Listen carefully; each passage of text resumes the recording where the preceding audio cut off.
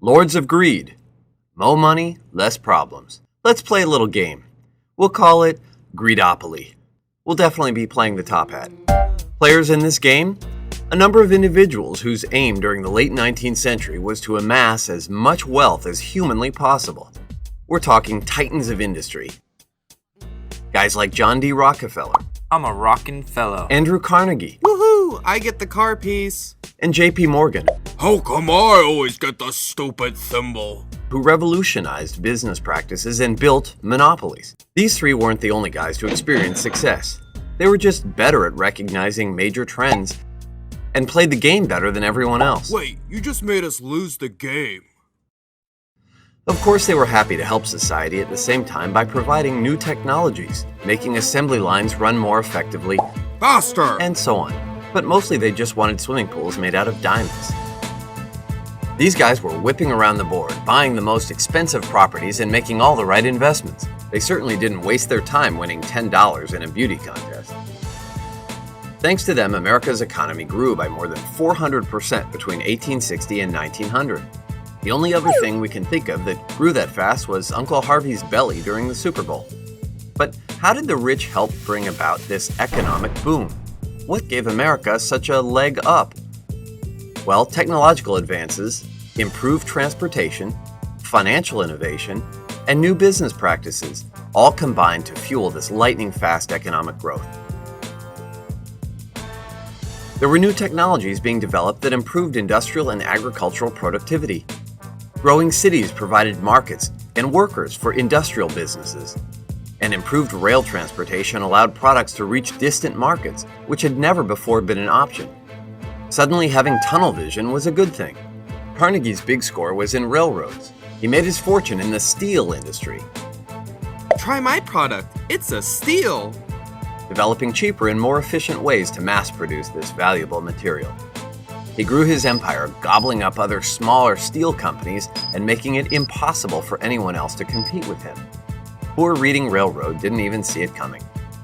Rockefeller was an oil guy, which could explain the slick head of hair. He founded the Standard Oil Company and got into the biz at just the right time.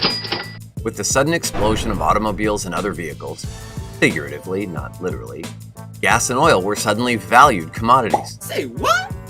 Because of his good business sense and ability to predict the market, Rockefeller was able to become the world's first billionaire. We definitely suggest staying at his hotel as long as you don't mind spending $500 to get a Snickers bar out of the vending machine. Morgan figured out that he could make his money work for him rather than the other way around, and he didn't have to give it paid vacations either. He was a corporate finance pioneer and made gobs of money arranging mergers and financing the creation of new companies. One of them was the Federal Steel Company, which eventually merged with other steel companies, including that of our friend Andrew Carnegie. It was a steal. Time to get a new pun, Carnegie.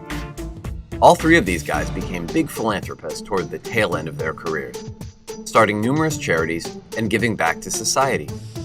Although tough to say whether they were inspired to open their wallets out of the goodness of their hearts or out of guilt. Of course, not everyone knew how to play the game. There wasn't a huge overlap between the money-hungry and the food-hungry. Unskilled urban workers moseyed along the board, landing on all the wrong spaces and drawing all the wrong cards. Oh, the irony. They did not share in economic gains, but instead endured poverty.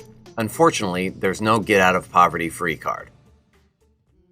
For some, the path to financial success was extremely difficult, if not impossible. If an individual was born into poverty and never had access to a good education, it was going to be tough for him to put a roof over his head, let alone have that roof be a 3-story one. Others had plenty of opportunity to grab hold of the high life, but either they were lazy or didn't quite have the necessary smarts to make it happen. Of course, there were still others who were busy playing an entirely different game altogether. Say what you will about greed, but without it, our country never would have flourished and become the superpower that it is today.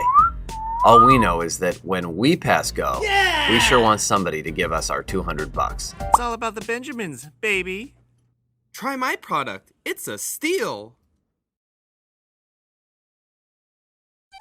Subscribe to check out more equally fantabulous videos.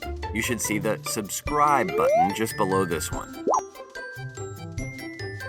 If you're having trouble locating it, we recommend you watch our video, How to Find the Subscribe Button.